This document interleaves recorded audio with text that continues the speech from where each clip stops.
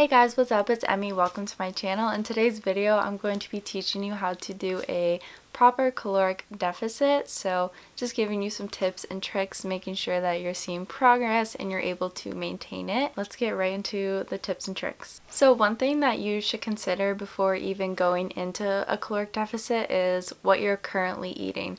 Are you eating enough food where you're able to go into a healthy deficit? And this varies person to person, but I'm just going to give an example, but don't take this fully to heart and make it like a rule, because it's not. But if you're eating, let's say, only 1,800 calories and you want to cut down from that, sure, you could, but you're going to probably be pretty hungry, and I don't really think it's a healthy place to be at.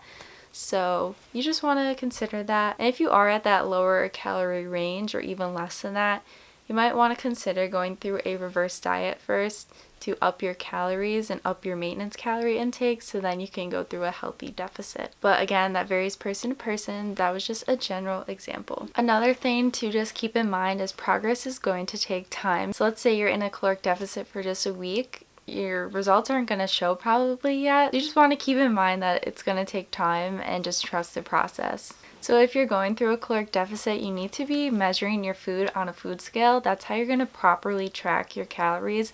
If you're just guesstimating, you're honestly probably eating more than you're guesstimating.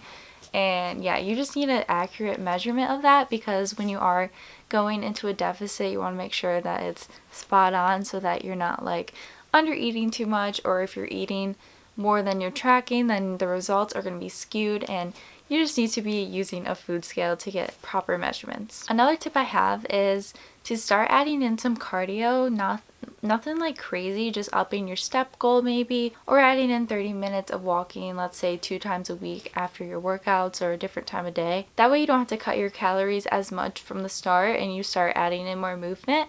That's a way to make sure that you don't have to go super low into the cut. It kind of depends on how much your goals are and everything, but that's just a way to kind of avoid having to cut down so much. Along with that, I hear some people eating back their calories from their exercise, like based on what their watch told them that they burned. Don't do that. Don't eat back your calories. Plus, the watch tracking isn't always accurate. I wouldn't really say it's accurate at all. Try to not eat back your calories that you've burned off. You just want to leave those as is and just eat a certain goal each day. Another tip I have is don't take little handfuls out of the cupboard of just like some crackers or whatever you're gonna eat. You need to track that. Don't think that you're gonna get by with just eating a few little bites of something and not tracking it, because if you keep doing that and if you do it multiple times a day, that really truly adds up. Just be aware of that and track what you're eating. Another common thing is that people are really good at keeping on schedule, on track throughout the week, and then the weekend comes and they kind of go crazy. And so if you average out like the total calories you're eating throughout the week, and if you're doing that, you might actually not be in a caloric deficit, because what you're eating on the weekend is like so much compared to what you're eating during the week, and it can kind of balance out to what you're eating before, if that makes sense. So you want to I'm not saying to like restrict yourself, but just try to pay attention to how much you're eating. If you're allowing yourself like a cheat meal, just make sure you're aware of that and keep track of kind of the average intake throughout the week so that you know you're in a true caloric deficit. Another tip I have is if you're struggling with what to eat, just eat what you were eating before. Just eat smaller portions.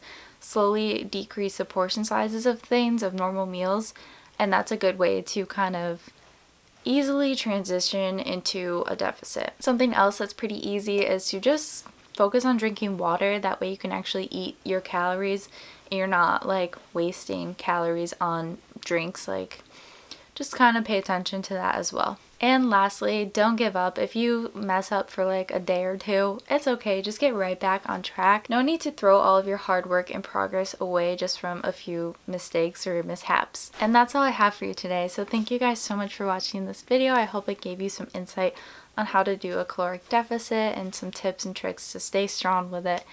And yeah, thank you guys so much for watching. I post new videos every Friday, so don't forget to like and subscribe. Also be sure to follow my Instagram, Emmie_fitness_. I post on there pretty much every day.